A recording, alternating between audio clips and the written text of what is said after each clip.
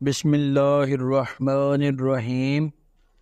السلام علیکم ورحمۃ اللہ وبرکاتہ۔ حضرت عمر فاروق کی ہجرت کا واقعہ۔ مکہ مکرمہ میں جس قدر مسلمانوں کی تعداد بڑھتی گئی، اسی قدر مشرکین قریش کے بغض و عناد میں بھی ترقی ہوتی گئی۔ اگر پہلے وہ صرف فطری خونخواری اور جوش مذہبی کی بنا پر مسلمانوں کو اذیت پہنچاتے تھے، تو اب انہیں سیاسی مصالح نے مسلمانوں کے کامل استحصال پر آمادہ کر دیا تھا۔ سچ یہ ہے کہ اگر آپ بلاکشان اسلام میں غیر معمولی جوش و ثبات اور وارفتگی کا مادہ نہ ہوتا، ایمان پر ثابت قدم رہنا غیر ممکن تھا۔ حضرت عمر بن خطاب 7 نبوی میں اسلام لائے تھے اور 13 نبوی میں ہجرت ہوئی۔ اس طرح گویا انہوں نے اسلام لانے کے بعد تقریباً 6-7 برس تک قریش کے مظالم برداشت کیے۔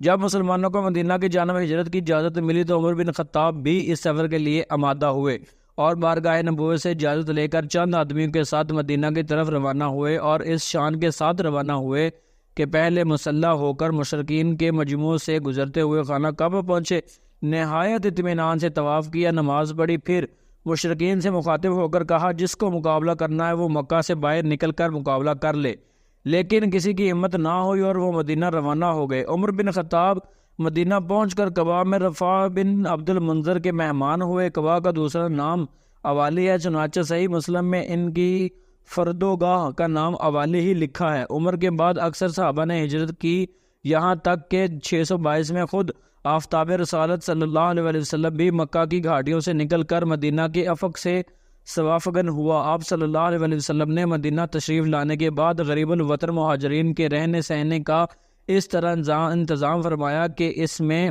اور انصار میں برادری قائم کر دی۔ اس موقع پر انصار نے عدیم النظیر اعصار سے کام لے کر اپنے مہاجر بھائیوں کو مال و اسباب میں نصف کا شریک بنا لیا۔ اس رشتہ کے قائم کرنے میں درجہ و مراتب کا خاص طور پر خیال رکھا گیا تھا، یعنی جو مہاجر جس رتبہ کا تھا اسی حیثیت کے انصاری سے اس کی برادری قائم کی گئی تھی۔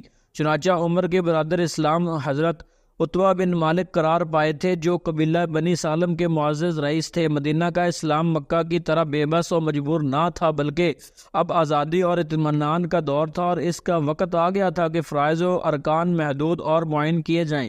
نیز مسلمانوں کی تعداد وسیع سے وسیع تر ہوتی جاتی تھی اور وہ دور دور کے محلوں میں آباد ہونے لگے تھے۔ اس بنا پر شدید ضرورت تھی کہ اعلان نماز کا کوئی طریقہ معین کیا جائے، چنانچہ حضرت رسالت پناہ صلی اللہ علیہ وسلم نے سب سے پہلے اسی کا انتظام کرنا چاہا۔ بعض صحابہ کی رائے ہوئی کہ آگ جلا کر لوگوں کو خبر کی جائے، بعض کا خیال تھا کہ یہودیوں اور عیسائیوں کی طرح بو کو ناقوس سے کام لیا جائے۔ عمر بن خطاب نے کہا ایک آدمی اعلان کے لیے کیوں نہ مقرر کیا جائے۔ رسول پاک صلی اللہ علیہ وسلم نے یہ رائے پسند آئی اور اسی وقت حضرت بلال کو اذان کا حکم دیا گیا۔ اس طرح اسلام کا ایک شعار اعظم عمر بن خطاب کے رائے کے موقف قائم ہوا، جس سے تمام عالم کائنات قیامت تک دن اور رات میں 5 وقت توحید و رسالت کے اعلان سے گونجتا رہے گا۔